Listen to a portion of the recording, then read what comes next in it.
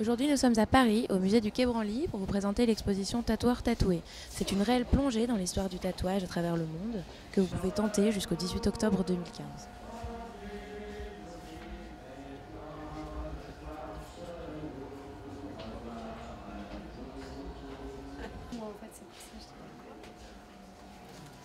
C'est assez surprenant comme exposition, assez divers, mais en même temps, ça ressemble quand même beaucoup. Finalement, les techniques se ressemblent. C'est assez surprenant. Il faut accepter pour pouvoir porter ça, quoi. Surtout il y a des tatouages qui couvrent vraiment tout le corps. Je pense qu'il faut réfléchir à deux fois avant de vouloir le faire. Je crois qu'une fois que c'est fait, je crois qu'on ne fait plus marche arrière.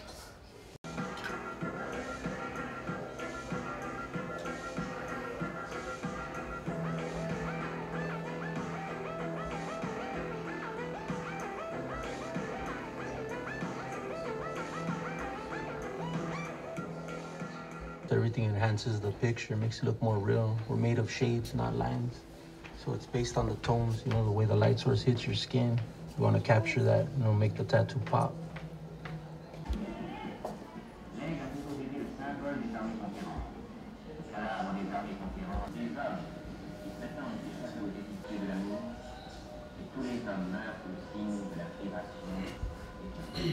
C'est remarquablement fait et les explications à côté sont vraiment très claires pour les gens qui ne connaissent rien.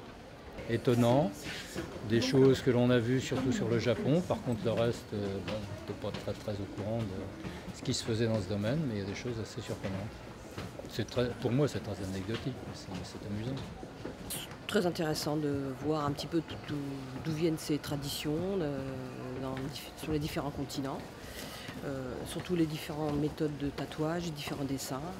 C'est des choses en dehors peut-être de, je ne sais pas, en Nouvelle-Zélande, au Japon ou ailleurs, où c'est un véritable rythme, mais pareil, mais les autres, il arrive un moment, je crains qu'on soit un petit peu lassé de tout ce que l'on a sur le dos, et puis à partir du moment où on l'a sur le dos, c'est difficile de le perdre. C'est pas mon kiff, hein, non. Il y a même parfois, ça me répugne un peu. C'est trop bariolé. Ça fait plus humain, quoi. On trouve plus un centimètre de peau normal, donc non. Il faut aimer, quoi. Voilà.